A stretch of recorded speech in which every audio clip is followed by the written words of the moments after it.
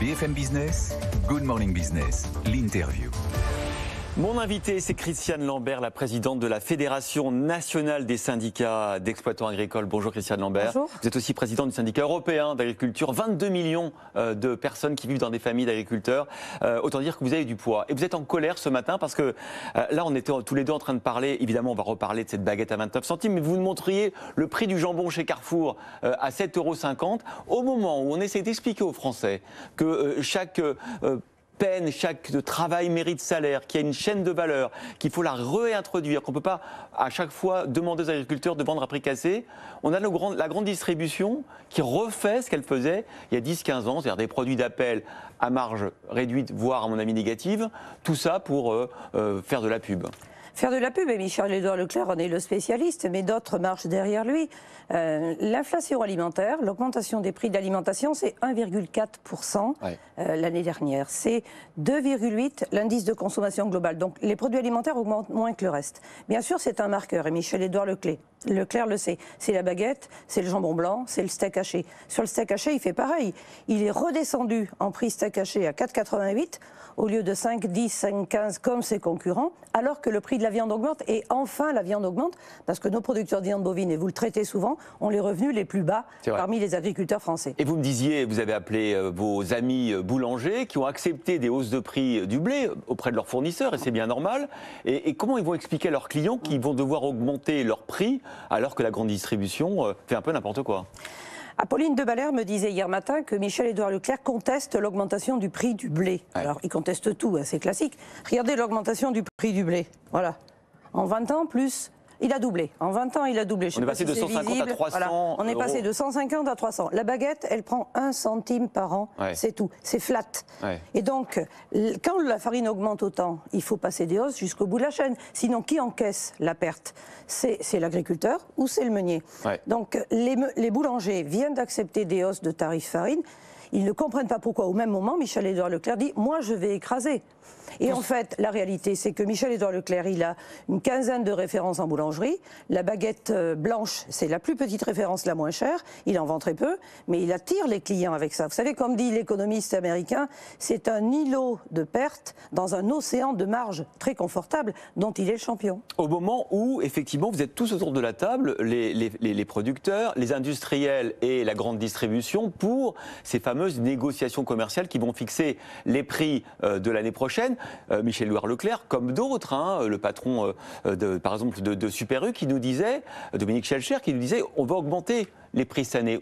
Inévitablement, on va avoir 4, 5, 6% de hausse des prix, parce qu'on va répercuter la hausse des prix des matières premières. Alors, qui dit la vérité? C'est cette pédagogie qu'il faut faire. L'électricité augmente, le carburant augmente, tout augmente. L'alimentation animale augmente. Le prix du blé a augmenté de 30% sur la dernière année. Toutes les autres matières premières aussi. Le carton a augmenté de 40%. L'aluminium, pour les canettes de bière, les boîtes de conserve, plus 60%.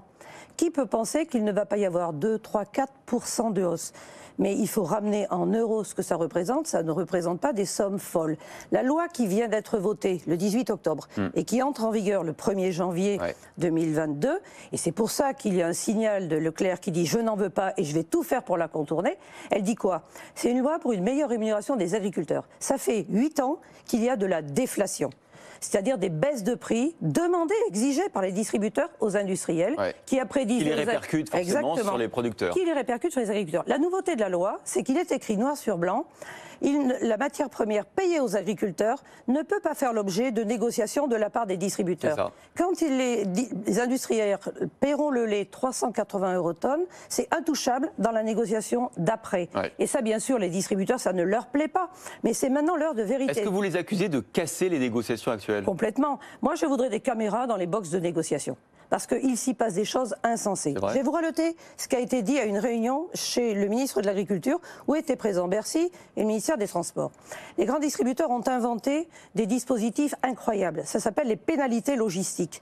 Ils commandent 140 barquettes de jambon ou 150 boîtes de conserve. Les industriels ne peuvent en livrer que 100. Parce que d'habitude, ils en commandent 100, eh bien, ils le facturent des pénalités de retard pour dire « vous ne m'avez pas livré la totalité de ce que j'ai demandé ». Alors qu'ils savaient très bien qu'ils ne seraient pas livrés. Et alors qu'ils n'ont besoin que de 100.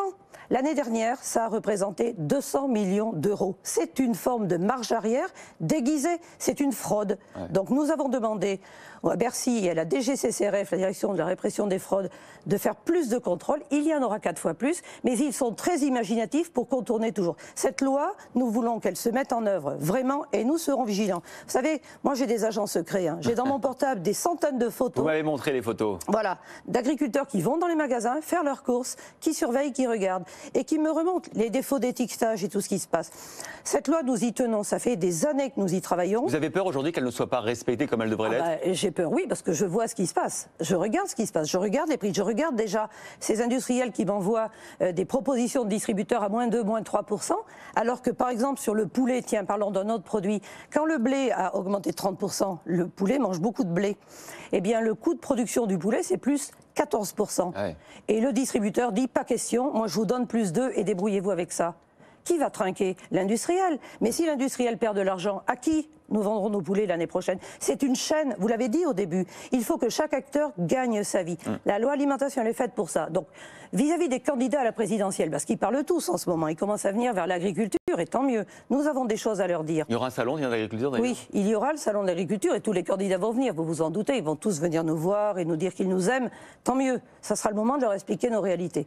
Mais pourquoi avons-nous perdu autant d'agriculteurs? CF, le recensement. Pourquoi y a-t-il des faillites en agriculture? Parce que ça fait des années qu'il y a une tyrannie des prix bas, tirés vers le bas, tirés vers le bas. Quand on a des grands distributeurs, quand j'ai des grands distributeurs à votre place, ils me disent oui, mais nous, on défend les consommateurs. Bien sûr, ils défendent les consommateurs, mais pourquoi le font-ils au détriment des agriculteurs?